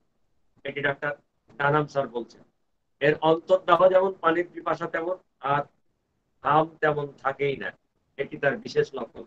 অসুস্থ অবস্থায় অনাবৃত স্থানগুলো ঘামে। যদি অসুস্থ হয় তাহলে যে জায়গাটা তার ঢাকা থাকে না, সাধারণত নিয়ম হচ্ছে যে জায়গাটা ঢাকা থাকে সেই জায়গাটা ঘামার কথা, যে জায়গাটা ঢাকা থাকে না, খালি থাকে, সেটি ঘামার কথা নয়। কিন্তু এর উল্টাটা, যে জায়গা ঢাকা সেটা ঘামবে না, যে জায়গাটা খালি থাকে, উদাম থাকে, কাপড় চোপড় দিয়ে ঢাকানো থাকে, ঢাকা থাকে না, ঠিক এই জায়গাটা ঘামে। এটি একটি পিকুলিয়ার লক্ষণ। হাতের তালু গরম, মুখমণ্ডল বেশ উদ্বেগপূর্ণ, বিয়া, টক, তিতা পানীয় এদের কাছে ভীষণ অসহ্য। জিহ্বার স্বাদ সর্বত্রই তিতা, টক টক এবং শুষ্ক, শরীর গরম থাকে। ভয়, মৃত্যু ভয়, উদ্বেগ, উত্তেজনা এবং প্রলাপ, ব্যথা ইত্যাদি ক্ষেত্রে এত প্রচন্ডতা থাকে যে এতটা প্রচন্ডতা অ্যাকোনাইটের মতো আর কোনো ওষুধে থাকে না। ডাক্তার ক্যান্সারের বক্তব্য। অ্যাকোনাইটে যে কোনো ব্যথা এত অসহ্য, এত ভয়ানক যে রোগী ব্যথায় যেন পাগল হয়ে যাওয়ার অবস্থা, যন্ত্রণায় চিৎকার করে, মনে হয় ছুরি বসালে যেমন গরু ছাগল ছটপট করে চিৎকার করে, ঠিক এরকম মনে হয় যেন তাকে ছুরিতে জবাই করছে, যেটি আর্সেনিকের মধ্যেও পাওয়া যায়, যে যন্ত্রণায় চিৎকার করে, ফুল ফোটানো ছুরি দিয়ে কেটে ফেলার মতো ব্যথা, যেটি ডাক্তার ক্যান্সার বলছে।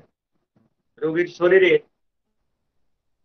যে সমস্ত লক্ষণ লক্ষ্য করা যায় তা হচ্ছে বুক ধড়ফড়ানি, নাড়ি খুব দ্রুত, ঘাম হওয়ার পর যদি ঠান্ডা বাতাসের ঝাপটা লাগে কিংবা ঘাম হওয়ার পর ঠান্ডা বাতাসে ঠান্ডা পানিতে গোসল করে কিংবা ঠান্ডা পানি পান করার পর হঠাৎ সাংঘাতিক অসুস্থ হয়, তাহলে এখন খেয়াল করতে হবে যে বুক ধড়ফড় করছে, নাড়ি দ্রুত, ঘাম হয়েছিল, তারপরে তার গায়ে ঝাপটা বাতাস লেগেছে কিংবা সে ঠান্ডা পানিতে গোসল করে অসুস্থ হয়ে গেছে, সেই ক্ষেত্রে এখন অসাধারণ। আবার ঘাম বন্ধ হয়ে যায় কিংবা ঘাম বসে গিয়ে যে অসুস্থ হয়, সেই ক্ষেত্রে ভালো। জ্বর হলে যতক্ষণ থাকার একটানা থাকবে, জ্বর আর ফিরে আসবে না। তীব্র ঠান্ডার জন্য হঠাৎ যদি প্যারালাইসিস হয়ে যায় তাহলে এটি একটি উৎকৃষ্ট ঔষধ। তবে প্যারালাইসিসের জায়গাটা ঝিঝি ধরে থাকবে এবং ঠান্ডা হয়ে থাকবে।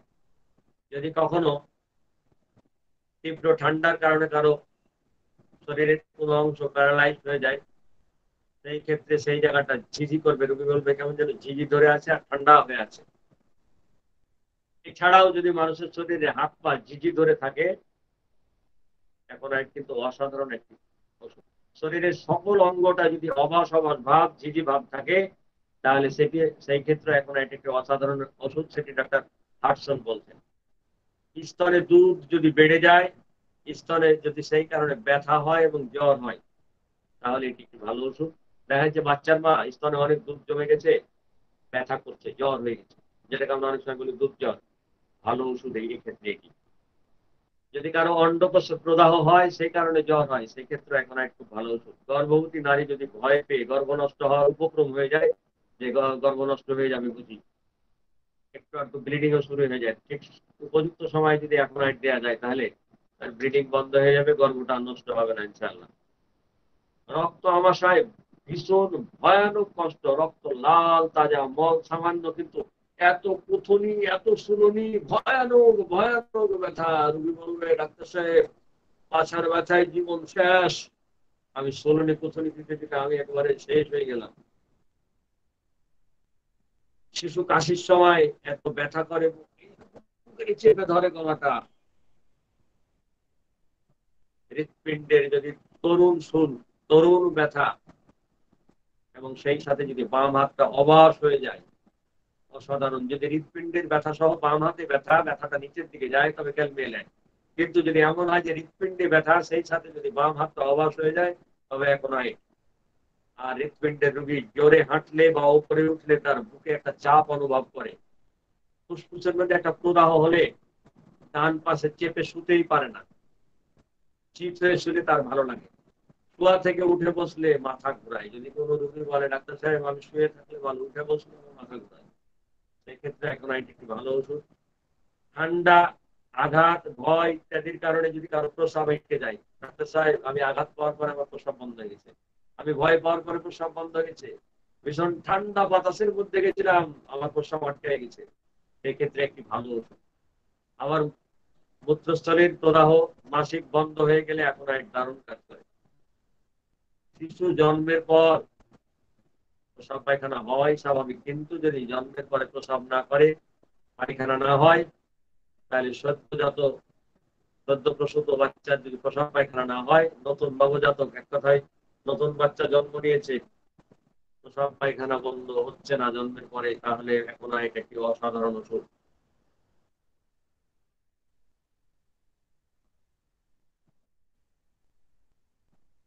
প্রস্রাব আটকে গেলে যে সমস্ত ওষুধগুলো আমরা সাধারণত ব্যবহার করি, aconite, apis, arnica, arsenic, belladonna, cantharis, causticum, gelsemium, টাটাকেন, বলছেন এই সমস্ত ওষুধের কথা। অ্যাকোনাইটের ব্যথার ধরন কেমন আমরা একটু দেখে আসি। ঠান্ডা বাতাস লেগে কান ব্যথা, হাত পায়ে দপদপানি ব্যথা সহ যে কোনো ব্যথা, অসহ্য কষ্টদায়ক ব্যথা, এক কথায় অ্যাকোনাইটের ব্যথা মানেই হলো মারাত্মক কষ্টদায়ক, যন্ত্রণাদায়ক, পাগল করা ব্যথা, ভীষণ অস্থিরতা। সাধারণত রাতে এর কষ্টগুলো বৃদ্ধি হয়। জ্বালাযুক্ত ব্যথায় অ্যাকোনাইট ভালো একটি ওষুধ। পিঠের ব্যথার জন্য জোরে নিঃশ্বাস নিতে পারে না, ডাক্তার সাহেব কি বলবো, পিঠে এমন ব্যথা জোরে নিঃশ্বাস নিতে পারি না, এই জন্য আস্তে আস্তে নিঃশ্বাস নিচ্ছি, অ্যাকোনাইট। কানের ব্যথা বা যে কোনো যন্ত্রণায় রোগী কাঁচরানিতে বাড়ির লোকজন অস্থির হয়ে ওঠে, অনেকটা রাজটক্সের মতো কাঁচরাতে থাকে। কাঁধ ব্যথা, ঠান্ডা বাতাসে বাড়ে, দ্রুত বুক ধড়ফড়ানি, ভীষণ মানসিক কষ্ট, সাংঘাতিক ব্যথা সহ তরুণ হৃদরোগে এখন এক কিন্তু অসাধারণ, ডাক্তার টাইলারের বক্তব্য। তীব্র যন্ত্রণায় রোগী দ্রুত আরোগ্য হতে চায়, যখন খুব তীব্র যন্ত্রণা হয় তখন বলবে ডাক্তার সাহেব তাড়াতাড়ি আমাকে ভালো করেন, তাড়াতাড়ি বাঁচান, আমি মরে গেলাম। ডাক্তার মরিসন বলছে এই ক্ষেত্রে এখন এটা অসাধারণ। তীব্র যন্ত্রণায় যদি মাথা খালি এপাশ ওপাশ করে, একবার এপাশ একবার ওপাশ, যেন তার জীবন করুণ হয়ে পড়েছে, সেই ক্ষেত্রে এখন একটি ভালো ওষুধ, ডাক্তার দুবে বলছেন। ঠান্ডা শুষ্ক আবহাওয়ায় অসুস্থ হলে অ্যাকোনাইট ছাড়াও যে সমস্ত ওষুধের প্রয়োজন হতে পারে আপনারা মনে রাখেন ওষুধগুলো: নালকামারা, হিপাসাল, নাগম, নাস্টক। হাসি বন্ধুরা, শুয়ে থাকলে মুখমন্ডল লাল টকটকে, কিন্তু শোয়া থেকে উঠে বসলে মুখমন্ডল ফ্যাকাশে হয়ে যায়, এটি একটি পিকুলিয়ার লক্ষণ। অ্যাকোনাইট। চোখে ঝাপসা দেখে, জ্ঞান হারিয়ে ফেলে, মাথা ঘুরে পড়ে যায়, মাথা ধরা ও মাথা ঘোরা শুয়ে থাকলে কবে, কিন্তু অন্যান্য লক্ষণ শুনে বাড়ে। ডান পাশে টলে পড়ার মতো অবস্থা, এটি আর্সেনিকে পাবেন, ক্যালক্রিয়া কার্বে, কার্বাইনেমিলিস, ক্যাম্ফর, প্লাস্টিকাম, সাইলিসে। কোনো মানুষ যদি বলে ডাক্তার সাহেব আমি মনে হয় ডান দিকে খালি টলে পড়ে যাচ্ছে, তাহলে এই কটা ওষুধ মনে রাখবেন: আর্সেনিক, ক্যালক্রিয়া কার্বাইনেমিলিস, ক্যাম্ফর, প্লাস্টিক, সাইলিসিয়া। এই কারণে বিছানা থেকে উঠতে ভয় পায়, বিছানা থেকে উঠতে গেলেই মনে হয় মাথা ঘুরছে, এই কারণে বলে ডাক্তার সাহেব আমি উঠতে পারবো না, বিছানা শুয়ে থাকবো, কেন, আমি উঠলেই যে পড়ে যাচ্ছি। তবে একখান কথা, বিছানা থেকে উঠলেই মাথা ঘুরাচ্ছে, যে কারণে ভয় উঠছে না, কিন্তু যদি উঠে চলতে শুরু করে তাহলে মাথা ঘুরে শেষ, তাহলে আর মাথা ঘোরা থাকে না।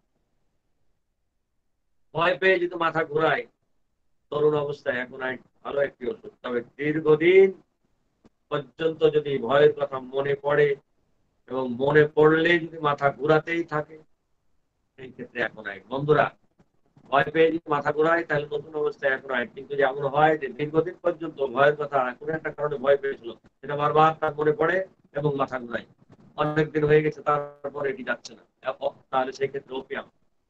আর হঠাৎ করে যদি প্রচন্ড দুর্বলতা দেখা যায়, ডাক্তার বরিক বলছে এখন অসাধারণ একটু। বন্ধুরা আসি এখন জ্বর কেমন একটু দেখে আসি। জ্বর বা ইনফ্লুয়েঞ্জা এই পাকস্থলী, বুকে জ্বালা সহ বেশি পরিমাণে ঠান্ডা পানির পিপাসা থাকে, জ্বর হোক কিংবা ইনফ্লুয়েঞ্জা হোক, তার পাকস্থলীতে এবং বুকে খুব জ্বালা থাকবে, বেশি পরিমাণে পানির পিপাসা থাকবে, জ্বরের সময় পর্যায়ক্রমে একটা গাল লাল এবং গরম, অন্যটা গাল ফ্যাকাশে এবং ঠান্ডা থাকবে। এটি প্রথম শ্রেণীর একক লক্ষণ, আমি একটু আগে বলছিলাম। জ্বরে ঘাম থাকে না, কিন্তু যে অংশে ভর দিয়ে চেপে হয় সে অংশে আবার অনেক সময় ঘাম হয়। তবে ঘামলে জ্বর ছেড়ে যায়, ডাক্তার বুড়ি। যদি এখন একটা রোগীর ঘাম হয় জ্বর ছেড়ে যায়, আর জ্বর ছাড়লে আর ফিরে না। জ্বালাযুক্ত জ্বরে এখন বেশ কার্যকরী। এখন একটা জ্বরে কিন্তু জ্বালাও থাকে। যেসব জ্বরে হাম বসন্ত দেখা দেয় সেসব জ্বরে এখন প্রায় কাজে আসে না। বন্ধুরা আবার মনে রাখেন, যে সমস্ত জ্বরের মধ্যে হাম কিংবা বসন্ত দেখা দেয় সে সমস্ত ক্ষেত্রে এখন প্রায় কাজে লাগে না। হাম বসন্তে ইহা ব্যবহার না করাই উচিত। মনীষীরা বলছেন হাম এবং জ্বরে এখন ব্যবহার না করা উচিত, কারণ এই সব ক্ষেত্রে এখন এটার প্রয়োগ নাই। এর জ্বর সাধারণত সন্ধ্যা এবং রাত্রে বেশি। এখন জ্বর সন্ধ্যা এবং রাত্রিবেলা বেশি হয়। জ্বরের সময় কাশি ভাবটা বেড়ে যায়। জ্বরে সাধারণত ইহা 2-3 ডোজের বেশি ব্যবহার করার প্রয়োজন পড়ে না। সম্ভবত এটি বলছেন ডাক্তার CS কালী, চন্দ্রশেখর কালী। ইহার বেশি ব্যবহার ক্ষতি হয়। আমার ঠিক মনে নাই, আমার যতটুকু মনে পড়ছে চন্দ্রশেখর কালী বলছেন জ্বরে 2-3 ডোজের বেশি ব্যবহারের দরকার পড়ে না। অন্য কোনো পণ্ডিত বলতে পারেন, তবে আমার মনে হচ্ছে বোধহয় চন্দ্রশেখর কালী কথা বোধহয় সম্ভবত। দেখতে হবে বই। আর বেশি ব্যবহার করলে ক্ষতি হয়। জ্বরে 2-3 ডোজ দিবেন, জ্বর চলে যাবে, এবং এটি বেশি ব্যবহার করার দরকার পড়ে না। কিন্তু আমরা করি কি, শিশি ভর্তি করে দিই, খেতে থাকো মাছ ঘুরে। জ্বর সারে গেছে আর গরম ওষুধ 7 দিন ধরে খাইছে, 3 দিন পর আবার সাহায্য ডাক্তার স্যার জ্বর তো সারে গেছে, ওষুধ কি ওষুধ তো শেষ, ওষুধ দেন। জ্বরের কি অবস্থা? জ্বর তো কাল রাতে সারে গেছে, 3 দিন আগে সারে গেছে। যে ওষুধ ওষুধ তো আপনি কয়েছিলেন খাইতে, দিনে 4 বার করে খাই যাচ্ছে, মানে জ্বর সারে গেছে ওষুধ যে খাই যাচ্ছে। ডাক্তার যেমন রুগীও তেমন। ডাক্তার উচিত ছিল করে দেওয়া যে এই আমি আপনাকে 3টা বা 4টা ডোজ দিলাম, ব্যাস। অথবা ওষুধ দিলেও আপনি 3-4 ডোজ খান। যদি না যায় তাহলে আরো 2-1 ডোজ খাবেন না। ওই বোতল ভরে দিয়েছে, খাইতে থাকো, বুঝতে শুনতে সারা বছর রোগী খাচ্ছে, আবার ওষুধের জন্য এসে জ্বর নাই। তো বন্ধুরা আসি, বেশি ব্যবহার করা যাবে না। জ্বরে মাত্র কয়েক ডোজ দিলে জ্বর সেরে যায়। কারণ এখন যেমন তড়িৎ গতিতে আক্রমণ, মারাত্মক আক্রমণ, এখন ঠিক মতো যদি মিলিয়ে দিতে পারেন তবে তড়িৎ গতিতে জ্বর চলে যায়। এর অসুস্থতা যেমন মারাত্মক দ্রুত গতিতে, ঠিক মারাত্মক দ্রুত গতিতে রোগ সেরে যায়। আসি বন্ধুরা, টাইফয়েড জ্বরের প্রথম অবস্থায় ইহা ব্যবহার করা যাবে না, কারণ তাতে ক্ষতি করে। মাথা এবং মুখমণ্ডলে বেশি গরম থাকে। এর জ্বর যতক্ষণ থাকে একটানা, ওই যে বললাম, সেটি আর না বলি এখন।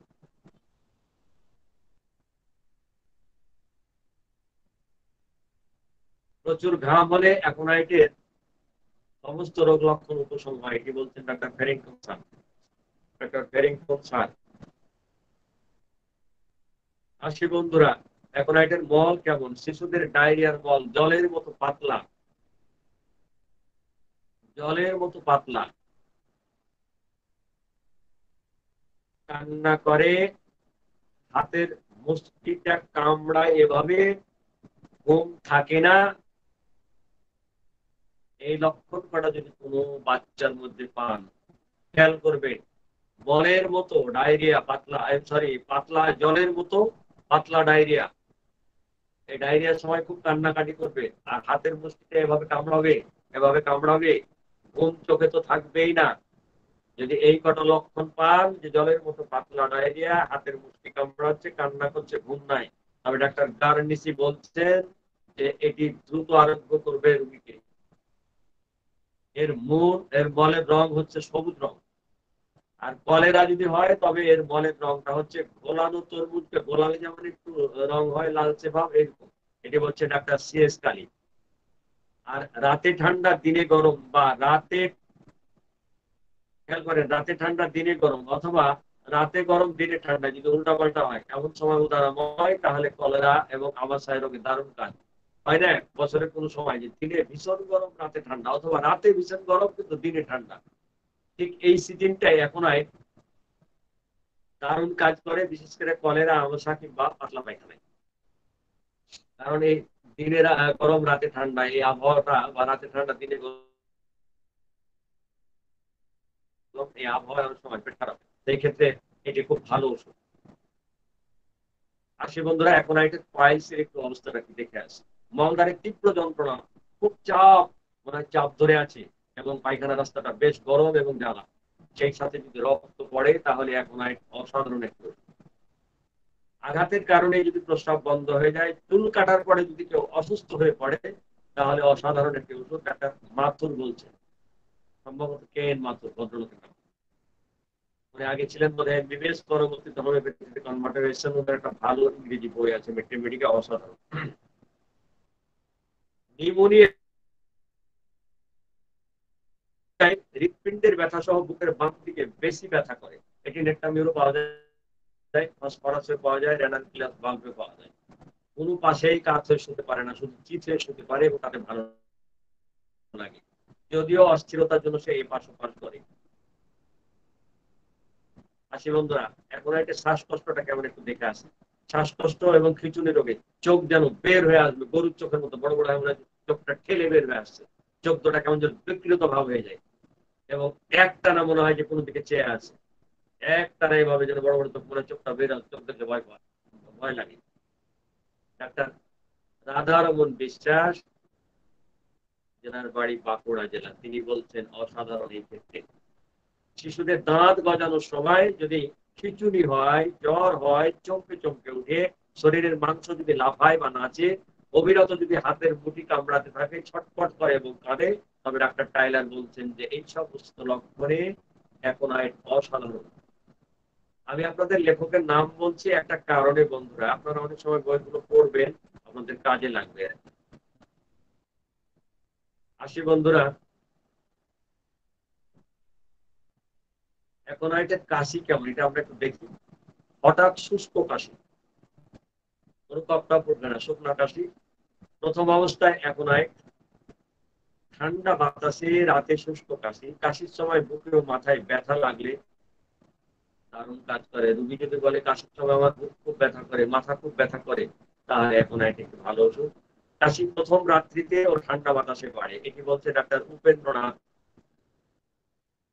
তিনি ক্লিনিক্যাল মেট্রিমেডিক্যাল লিখছেন একটা, এটির লেখক আবার আরেকটা ক্লিনিক্যাল ডাক্তার হ্যারিংটনের বইয়ের অনুবাদ করেছেন, একটার অনুবাদ করেছেন আর একটা উনি নিজে লিখেছেন, সেই ডাক্তার উপেন্দ্রনাথ। উনি বলছেন যে কাশি প্রথম রাতে এবং ঠান্ডা বাতাসে যদি বাড়ে তবে অ্যাকোনাইট দারুণ। আর শুষ্ক ঘং ঘঙে কাশি, কিন্তু গলায় ব্যথা সহ গলার স্বর ভেঙে যায়, ঘং ঘং করে কাশে, গলার স্বর বসে যায়, ভেঙে যায়, এবং কাশিটা যদি শুষ্ক কাশি হয় তবে এটি দারুণ ওষুধ, ডাক্তার টাইলার বলছে। আর শুষ্ক কাশি, কাশির সাথে রক্ত মিশ্রিত পাতলা কফ এবং রক্ত কাশের সাথে ক্যান্সার, রক্তের রং উজ্জ্বল। ডাক্তার হ্যানিম্যান বলছেন শ্বাসনালীর মধ্যে যদি প্রদাহ হয় তবে প্রথম অবস্থায় এটি একটি প্রধান ওষুধ, তবে সেটি খুব ক্ষুদ্র মাত্রায় দেওয়ার জন্য আমাদের হ্যানিম্যান স্যার বলছেন। আর নাক মুখ প্রসবের দ্বার, এমনকি শরীরের যে কোনো স্থান থেকে যদি লাল টকটকে রক্ত বের হয়, তখন যদি মৃত্যু ভয়ে আতঙ্কিত হয়ে যায় তবে অসাধারণ। আমি অনেকক্ষণ আগে বলেছি। আসি বন্ধুরা, আমরা একটু ফিজিক্যাল জেনারেল কি এখন এটা দেখে আসি, ফিজিক্যাল লক্ষণ গুলো একটু দেখে আসি। প্রথম শ্রেণীর একক লক্ষণ কি কি আছে ফিজিক্যাল, সেটা একটু দেখি। পাকস্থলীর প্রদাহ, যে কোনো ঠান্ডায় বৃদ্ধি, ভয় ও পিপাসা সহ অনিচ্ছাকৃত ভাবে তার প্রস্রাব হয়ে যায়, মানে খুব পিপাসা খুব ভয়, কিন্তু তার ইচ্ছা না থাকা সত্ত্বেও অজান্তে প্রস্রাব হয়ে যাচ্ছে, প্রস্রাব কন্ট্রোল করতে পারছে না। বুকের মধ্যে ফুটন্ত পানি ঢালা হচ্ছে, বলবে যে ডাক্তার সাহেব আমার পাকস্থলীর মধ্যে মনে হচ্ছে গরম পানি কেউ ঢালছে, ভীষণ যন্ত্রণা, এটি একক লক্ষণ ফার্স্ট গ্রেডের। এখন আসি বন্ধুরা দ্বিতীয় শ্রেণীর একক লক্ষণ একটু দেখে আসি ফিজিক্যাল জেনারেল। কোনো ধরনের ভয় পাওয়ার পরে, কোনো কারণে ভয় পেয়েছে, ভয় পাওয়ার পরে থেকে তার পাকস্থলী মনে হচ্ছে জ্বলে পড়ে যাচ্ছে, ভীষণ জ্বালা করছে, তৃতীয় শ্রেণীর একক লক্ষণ। দ্বিতীয় শ্রেণীর মানসিক মানসিক ও শারীরিক ভাবে খুব অস্থির, শুধু দ্বিতীয় শ্রেণীর লক্ষণ। এতক্ষণ একক লক্ষণ শুনছিলেন, এখন দ্বিতীয় শ্রেণীর, শুধু দ্বিতীয় শ্রেণীর লক্ষণ, নট একক। মানসিক এবং শারীরিক ভাবে এরা ভীষণ অস্থির। বন্ধুরা আসি এখন আইটের ইচ্ছা কি কি একটু দেখে আসি, পছন্দ কি।